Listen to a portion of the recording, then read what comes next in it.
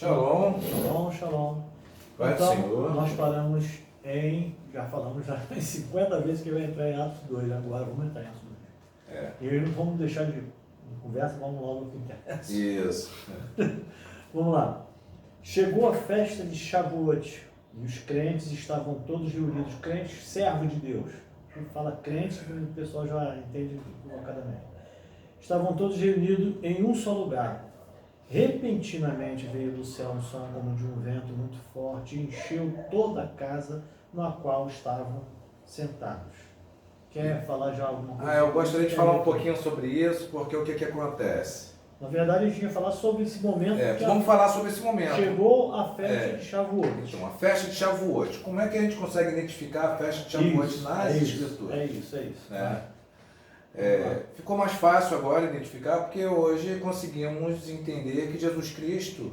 Isso. No vídeo passado, nós estávamos falando Sobre um pouco sobre a questão da contagem. Existe um tempo estabelecido pelo Eterno, né? Uma data estabelecida. Então, através desta data, que agora você vai entrar, do 14 de Nissan. Vamos lá. Isso. 14 de Nissan, o cordeiro Foi imolado. Aí agora tu vai explicar como que a gente acha Pentecoste. Isso, biblicamente falando. Biblicamente. Isso. Né?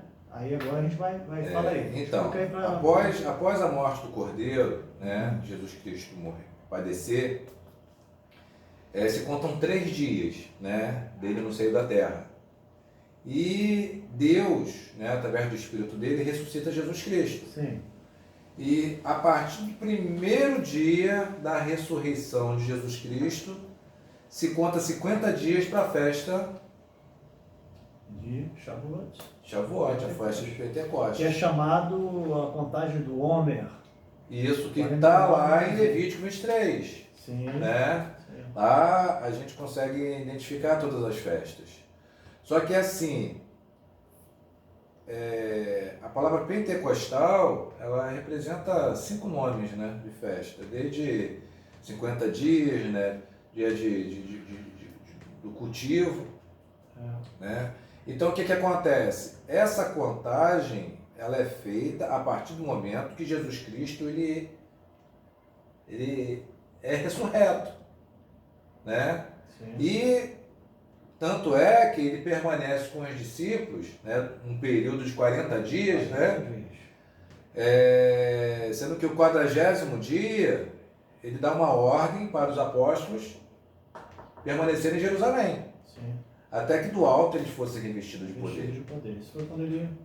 Então, o que acontece? Imagina se os apóstolos, né, desobedecem. Na verdade, cara, esse fechamento, essa contagem é muito importante. Sim, muito sim. importante. A compreensão. Vamos entrar em detalhes nisso aqui, a contagem do homem e tal, mas né, só para poder encaixar aqui o momento que aconteceu o recebimento do Espírito lá em Atos 2. Não, em detalhe, as festividades falam do nosso Senhor Jesus Cristo. Né? Para você ver, a contagem do homem, primeiro dia da ressurreição dele, culminou em 50 dias, né? Na festa de Pentecostes, que tipifica a descida do Espírito Santo que ele vá para que ele venha. Então vamos dar continuidade, né? Quis dar uma pincelada nisso, né? Então vamos lá. E aí encheu toda a casa, a qual estavam sentados. A seguir, viram o que parecia línguas de fogo, que se separaram e pousaram sobre cada um deles. Você falar alguma coisa, você para, tá? Todos ficaram cheios do Espírito Santo e começaram a falar línguas diferentes, conforme o Espírito os capacitava a falar. Continua? O legal dessas escrituras, por exemplo, a gente fala muito sobre 12 apóstolos, mas havia com ele mais ou menos 120 pessoas reunidas. Sim.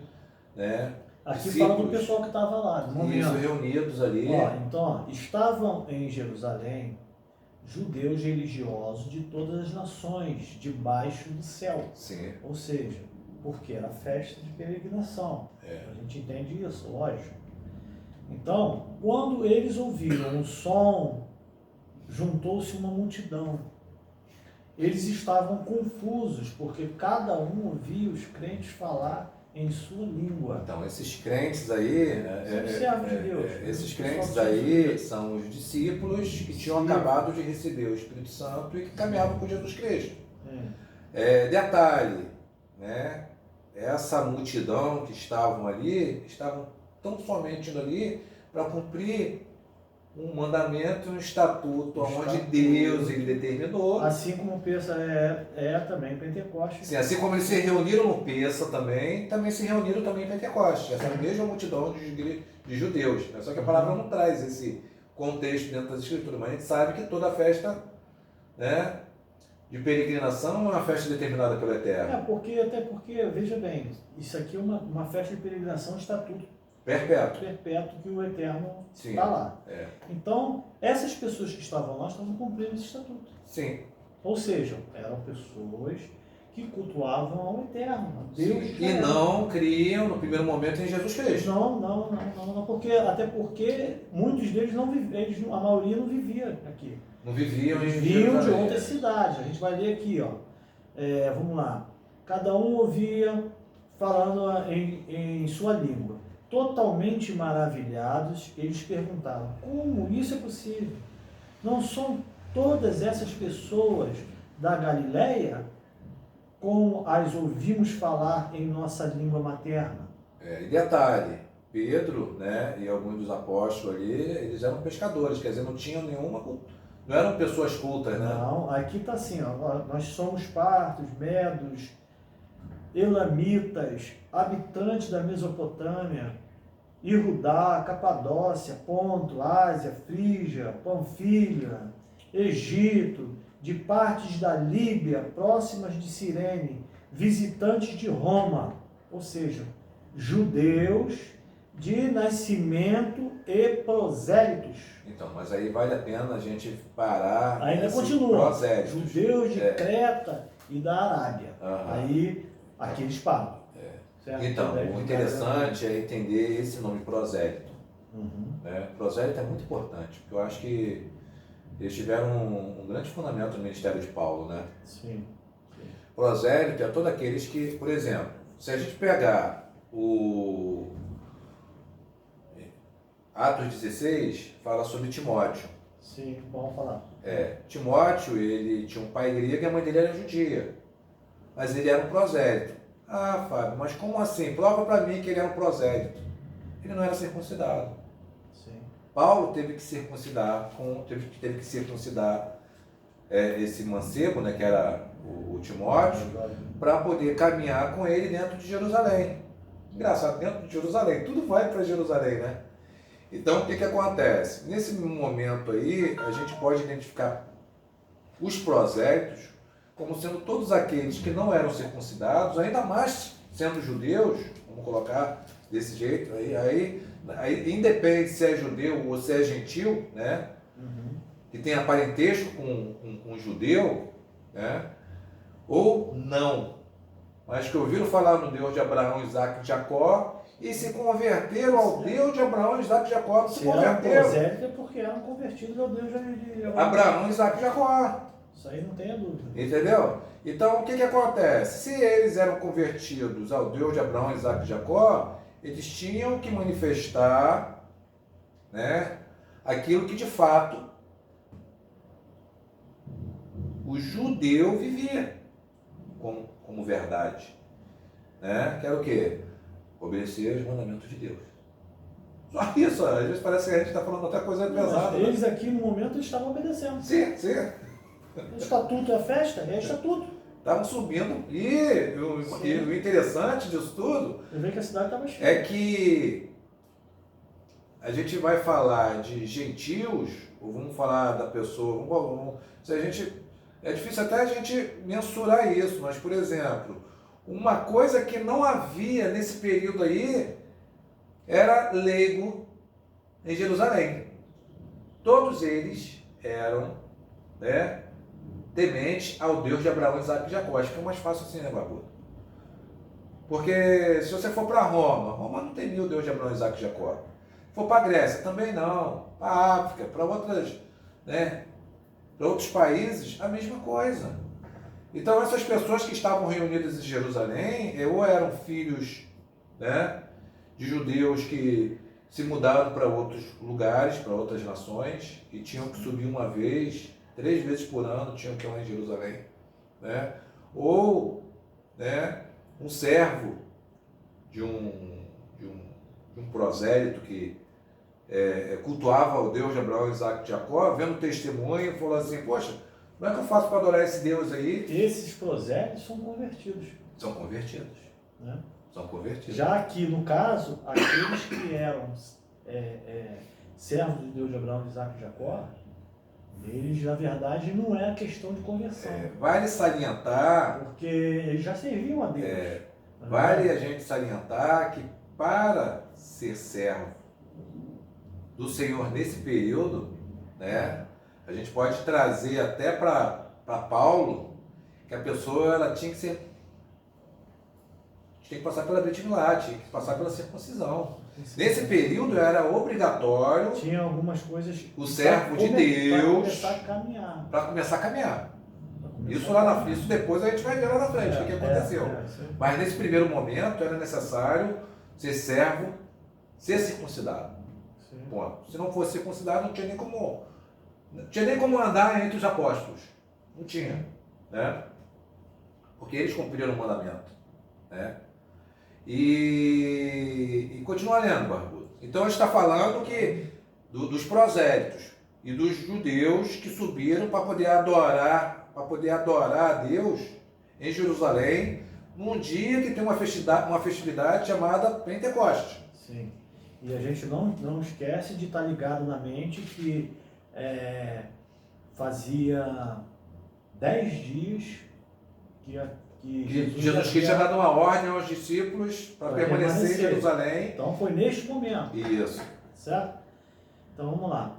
Então, como os judeus de Creta e da Arábia, como nós os ouvimos falar a respeito das grandes coisas que Deus fez, atônitos e confusos, eles perguntavam entre si, qual é o significado disso? Outros, porém, zombavam deles, dizendo, eles beberam vinho demais. Então, Pedro levantou-se com os 11 e em alta voz dirigiu-se a eles. Vocês, homens de Judá, e todos que estão aqui em Jerusalém. Ele puxou primeiro para o pessoal de Judá. Sim. Deixem-me dizer-lhes o que isto significa. Ouçam-me com atenção. Estas pessoas não estão bêbadas, como vocês supõem. São apenas 9 horas da manhã. Não. Isto é o que foi predito pelo profeta Joel. Imagina se tivesse uma pessoa que não tem conhecimento da primeira lei. Na verdade foi aquilo eu não sei se a gente já falou em outros vídeos, né? A gente vê isso como a justiça e cumprimento de profecia. Por quê? Imagina só, Deus não é injusto. Ele não enviaria, né, um Mashiach a um povo que não o conhece. Que nem estava guardando. Imagina isso. Ali existiam servos do Eterno. Sim. Alguns tiveram a possibilidade de ir. Aqui nesse momento a gente vê, teve gente que não entendeu, mas teve gente que entendeu. Sim. Como assim? Aí Pedro vai e esclarece, Adonai diz, nos últimos dias derramarei do meu espírito sobre todas as pessoas. Seus filhos e filhas profetizarão, seus jovens terão visões, os velhos terão sonhos, até mesmo sobre meus escravos, homens e mulheres, derramarei do meu espírito naqueles dias, e eles profetizarão. Realizei milagres em cima no céu, e sinais embaixo na terra, sangue, fogo e fumaça espessa. O sol escurecerá, e a lua se transformará em sangue, antes do grande e temível dia de Adonai. Então, todo que invocar o nome de Adonai será salvo. Isso foi dito, então essa profecia se cumpre neste momento. Diz isso que Pedro está esclarecendo aqui. Qual é o versículo que fala sobre isso aí? Que você está lendo? O versículo que você está lendo? É o 2,17. É 2,17. Quando ele começa a ler, né? Não, eu quero só pegar como exemplo, né? Sim. Não, tem que pegar lá em... Então, isso aqui é tremendo, gente. Sabe por quê? Porque a gente entende que isso aqui leva a gente para a promessa feita a Abraão. Sim. Em ti serão benditas todas as famílias da terra. E isso só é possível nesse momento aqui. Por quê? Porque é através do Espírito Santo de Deus. O derramar do Espírito, ou seja, também a profecia que diz: colocarei minha lei, tirarei seu coração de pedra e colocarei o coração de carne. Tudo isso tem o mesmo significado, né? Isso é o momento em que o Espírito, através do sacrifício do Mashiach, aceito pelo Eterno, decidiria derramado em todo aquele que, por ele, né, só pelo Mashiach, é possível você receber o favor de Adonai, que é o Espírito Santo de Deus. Então, esse momento aqui é um momento de um cumprimento, verdadeiramente eu vejo que é o cumprimento daquilo que Deus prometeu ao homem. Sim. Principalmente partindo de Abraão, lógico, né? A gente sempre parte de Abraão, né? É o pai da fé, né? Tem jeito. É ele que foi responsável porque lá é dito a ele: bendito em ti serão. Em ti serão. O mais interessante disso tudo é que Deus ele é conhecido como o Deus de Abraão, Isaac e Jacó, né? Então, Abraão é o top, é o primeiro. Então, o que acontece? Então, quando a gente olha para dentro das Escrituras e a gente começa a compreender que Deus ele se revelou primeiro ao povo dele, né? Isso é muito importante, por quê? Porque foi gerado um antissemitismo por Roma, né? E o ápice desse antissemitismo foi, né, a era Hitler, né? Que a cabeça de todo judeu, né, tinha um preço. E detalhe, vai voltar novamente, né? Pelo que diz as Escrituras, todas as nações da terra vão ter que se voltar contra Israel. Mas isso aí já é um outro quesito. Mas nesse momento aí, é cumprimento de profecia. Nunca tinha ocorrido essa manifestação pelo Espírito de Deus. A partir desse momento aí, passa a ser conhecida como doutrina dos apóstolos. Aí, para que vocês possam compreender o que a gente está falando nesse momento, é necessário ver um vídeo anterior.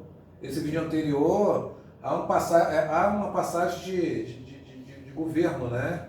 Sai dos ombros de Judá como nação e recai sobre aquele a quem o cetro, né? E nesse momento aqui, pertence. Vão receber do Espírito Santo de Deus, que é estabelecido o quê? Através do Mashiach. E o mais interessante vai ser agora, continua lendo.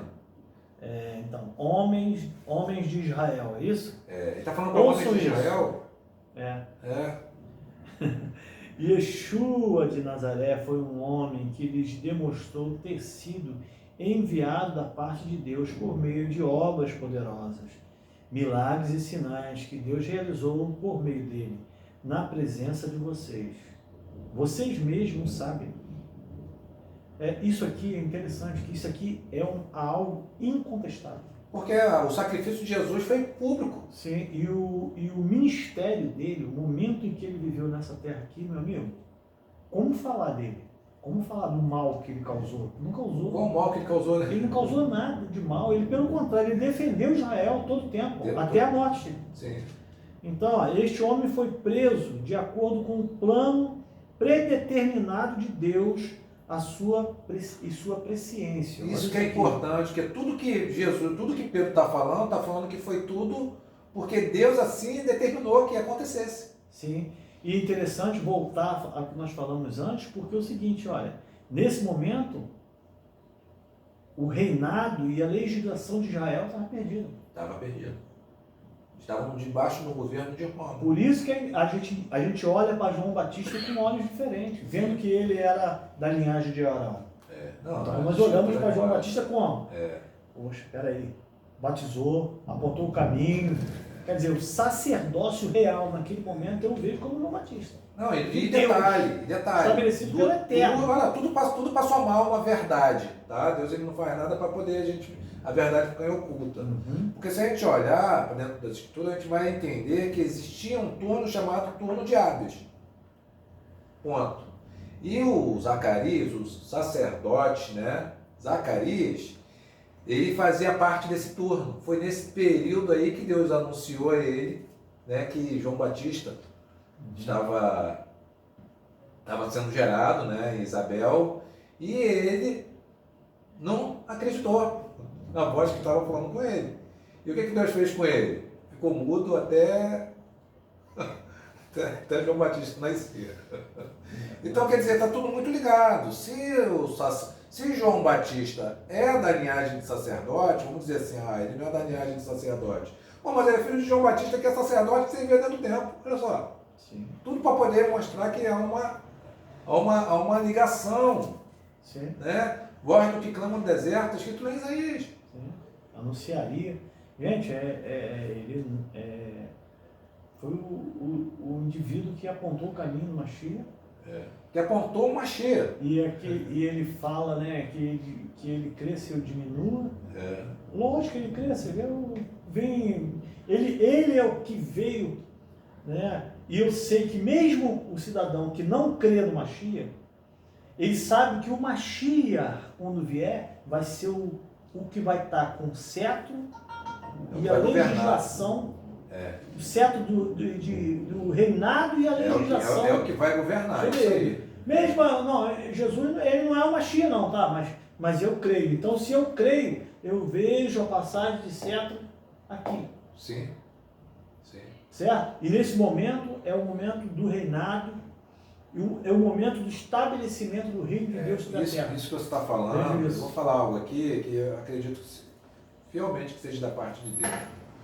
Porque o que acontece, antes da vinda de Jesus Cristo, isso é muito importante, tá? Antes da vinda de Jesus Cristo, a nação de Israel era uma nação independente.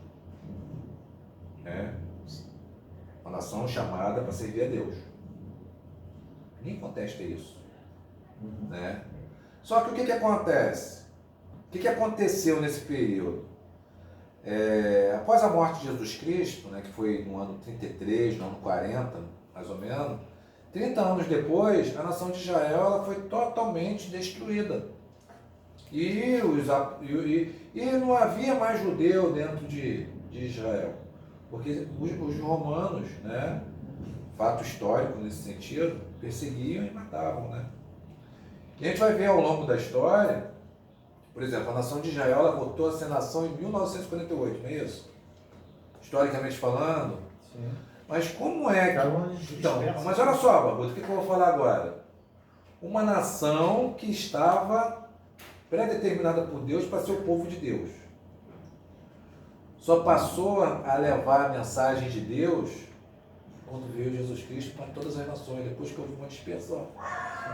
Então houve 3.000 anos de nação. Aí, Fábio, mas aí você está falando do quê? Eu estou falando no momento que Moisés recebeu a lei, né, que veio José do Egito, governou, né, sobre os seus irmãos, veio Davi, veio até o momento, né, foi governado pelo Nabucodonosor. Olha quanto tempo passou. Nesse período não houve a manifestação, né, do conhecimento de Deus entre todas as nações. Mas depois que Jesus Cristo veio, como é que aconteceu isso? Vamos colocar assim, essa expansão de adoradores do Deus de Abraão, de Isaac e de Jacó através de Jesus Cristo. Entende? Então, assim, é algo surreal. Porque a nação de Israel só manifestou a glória de Deus depois que deixou de ser terra, depois que Deus dispersou a dispersão dos judeus. Olha que loucura. Né? Aí eu falo para vocês, no ano 70, o general Tito, né, romano, se Jesus estivesse vivo ali, eles matavam. Se os apóstolos estivessem vivos ali, eles matavam. Porque eles matavam qualquer um que fosse judeu. E essa mesma Roma, por incrível que pareça, é a Roma que, né, se estabeleceu como dono do Deus de Abraão, Isaac e Jacó e passou a levar a mensagem, né, dentro de todas as nações a qual ela governava. O Império Romano, a grande nação, do jeito dela. Então a gente precisa só compreender um pouco antes de Roma, né, tomar posse do Deus de Abraão, Isaac e Jacó. Eu acho que se a gente for por aí, a gente vai para um caminho excelente. Sim. Porque depois fica muito difícil da gente alcançar um conhecimento verdadeiro. Engraçado que aqui o Pedro ele fala da presciência de Deus, do plano de Deus, e mediante a agência de pessoas desligadas da Torá. Continua lendo, para a gente dar seguimento. É muito importante a gente ler com esse contexto, tá? Ele fala, vocês o pregaram na estaca e o mataram. Está dizendo vocês por causa da unidade. Né? Falando aquele povo, vocês o pregaram. Mas havia pessoas de várias cidades ali que nem eles estavam, né? Vamos dizer assim. Mas por que ele está falando? Ele está falando unificando o povo. Ó, vocês são o povo de Deus. Vocês israelitas. O Mashiach veio e foi crucificado por vocês. Isso. Mas a gente vê aqui, ó, que ele explica, ó, mediante a agência de pessoas desligadas da Torá. Porque aquele que estava ligado à Torá conheceu o Mashiach. Sim. Mas não vamos entrar nesse mérito. Então vamos lá. Contudo, Deus o ressuscitou, que a gente havia falado antes. Foi Deus que o ressuscitou. E não permitiu que ele sofresse a morte. Era impossível que a morte pudesse detê-lo. Porque Davi disse a respeito dele: sempre vi Adonai diante de mim, porque ele está à minha direita, de modo que não serei abalado. Por esta razão, o meu coração estava alegre e a minha língua exultou.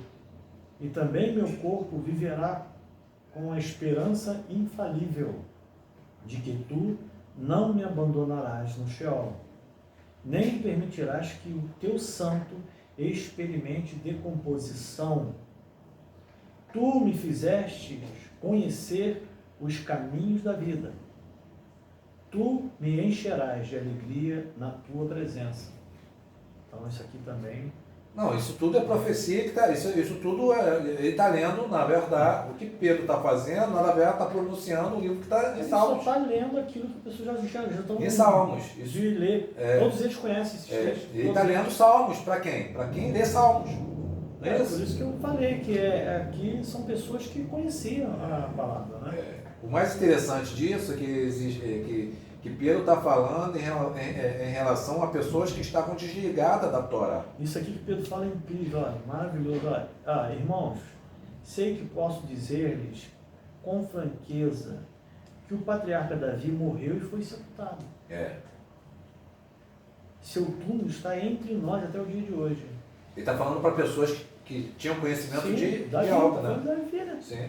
Entretanto, pelo fato de ele ter sido um profeta e de saber que Deus lhe jurara fazer sentar em um dos seus descendentes em seu trono, ele falou de antemão a respeito da ressurreição do Messias e de que ele não seria abandonado no Sheol e na carne não sofreria decomposição. Ele tá profetizando, na verdade ele leu antes, agora está falando esse é o Mashiach. Aqui é o trecho que diz que não haveria, que ele ressuscitaria. Sim. Né? Então, Deus ressuscitou este Yeshua, esse Jesus. E todos nós somos testemunhas disso. Além disso, ele foi exaltado à direita de Deus e recebeu do Pai a promessa, isto é, o Espírito Santo. E derramou esse dom que vocês agora veem e ouvem. Porque Davi não subiu aos céus, mas ele diz: Adonai disse a meu Senhor: senta-te à minha direita até que ponha seus inimigos como os cabelos para seus pés. Então aqui é cumprimento de profecia. Justamente. de De profecia. profecia. Muito tremendo isso aqui. Então, assim. Isso aqui o texto fala por si próprio, sim, dentro do que a gente entende. então, né? assim, a gente pode até estar. Tomando até cuidado para poder falar, segundo as Escrituras. Porque uma coisa eu posso falar para vocês com certeza, nesse momento aqui só tinha aqueles que serviam ao Deus de Abraão, Isaac e Jacó. Se a gente colocar um gentil nesse meio aqui, a gente vai estar cometendo heresia.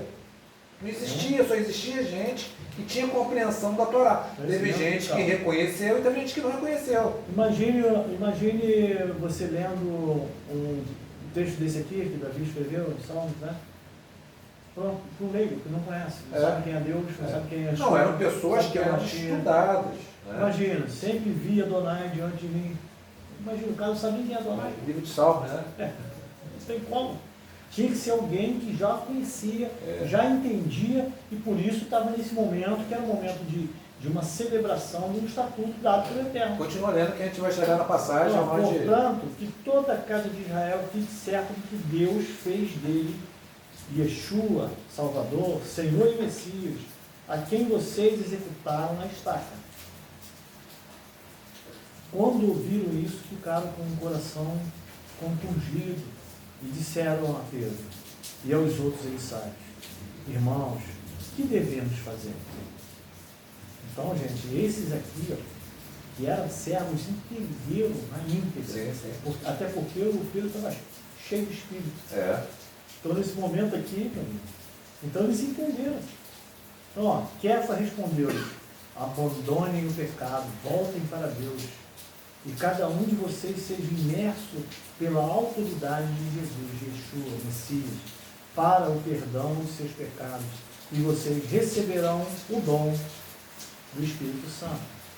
Porque a promessa é para vocês, para seus filhos e para todos os que estão longe, para todos quanto Adonai, nosso Deus, chamar. Ele apoiou o seu discurso com muitos outros argumentos e continuou a insistir com eles: salve-se dessa geração perversa. Mas qual é a geração perversa que ele está falando? Geração perversa daqueles que vão rejeitar nosso Cristo Senhor, porque ele está falando nesse momento para um povo. Só um povo chamado Israel. Tanto que nesse momento aqui, creio que muitos, como diz aqui a palavra, né, irmão, o que devemos fazer? Ou seja, sentiram que realmente isso e outros não. Então vamos lá. Por isso, os que aceitaram o que ele disse foram imersos e acrescentados no grupo naquele dia, cerca de 3.000 pessoas batizadas aqui. Sim. Então, a contagem é essa, tá? Que a gente faz aqui, né? Nas escrituras não diz que é 120 pessoas, mas aproximadamente 120 pessoas. Aqui são 3.000. Não, eu sei, estou falando antes. Antes. 120 pessoas que ficaram orando ali para poder manifestar a promessa de Joel. Não é isso? E nesse mesmo dia, Pedro, cheio da autoridade do Espírito Santo, ministra para pessoas que estavam cultuando a Deus em Jerusalém, em Pentecostes, e para quem ele ministrou, o que acontece? Foram quase 3.000 pessoas, então a gente pode fazer uma contagem aproximadamente de 3.120 pessoas que passaram a viver a doutrina, crendo que Jesus Cristo morreu, né, para que eles pudessem receber do Espírito Santo em Atos 2, e eles compreenderam isso na sua excelência, porque se não fosse isso, ia acontecer com um grupo que achava que eles estavam bêbados. Né? Eu acho que não tem como ficar mais transparente que isso, mais fácil.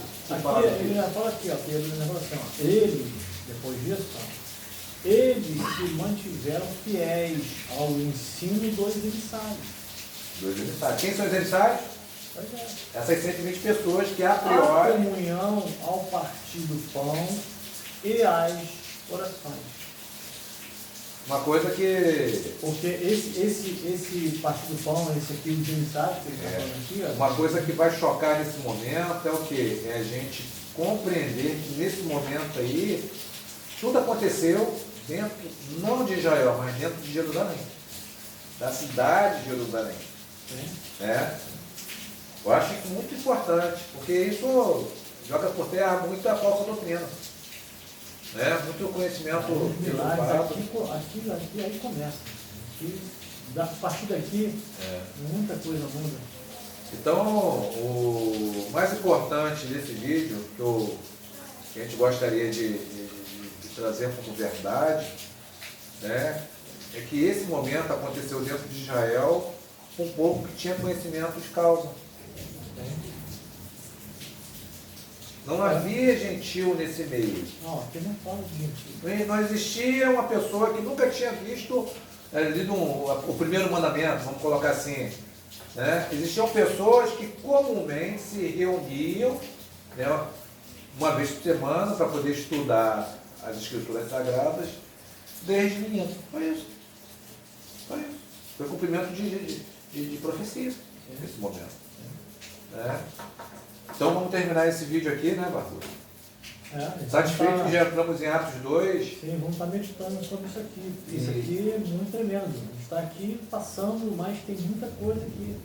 Isso que você está falando é algo que está aqui estabelecido, escrito aqui. Aqui só tem uma vez que é falada a palavra ruim, que é gentio, gentio. Sim.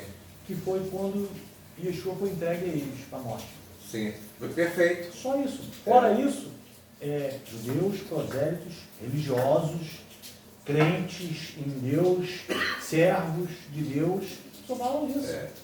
Uma coisa que é muito importante a gente falar, a gente estava até comentando com o deixa eu falar rapidinho uma coisa.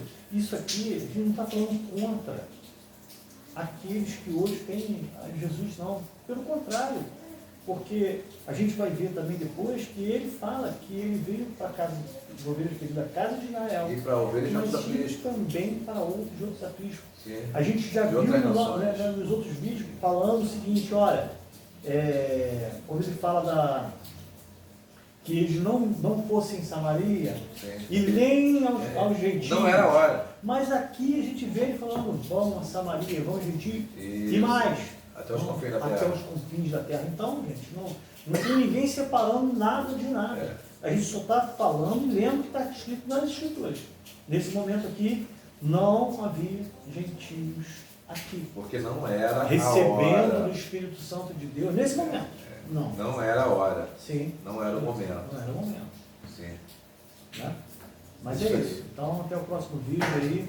Vocês possam estar degustando disso aqui e ruminando aqui, lendo, buscando, dá uma lida. Porque hoje é muito importante, a gente se associar com pessoas que têm a mesma fé, a mesma visão, a mesma doutrina. Só que essa doutrina não pode preceder, não pode sair daqui dentro das escrituras, né, Barbosa? A doutrina do eterno, cara. É a instrução de Deus para a vida do homem. Tem que estar dentro disso aqui, é uma verdade. A verdade é única, assim como só tem um povo. Paz. Shalom, Temos shalom. todos uma boa semana, uma ótima semana na presença de Deus. Que Deus possa estar falando nos nossos corações. Amém? Amém.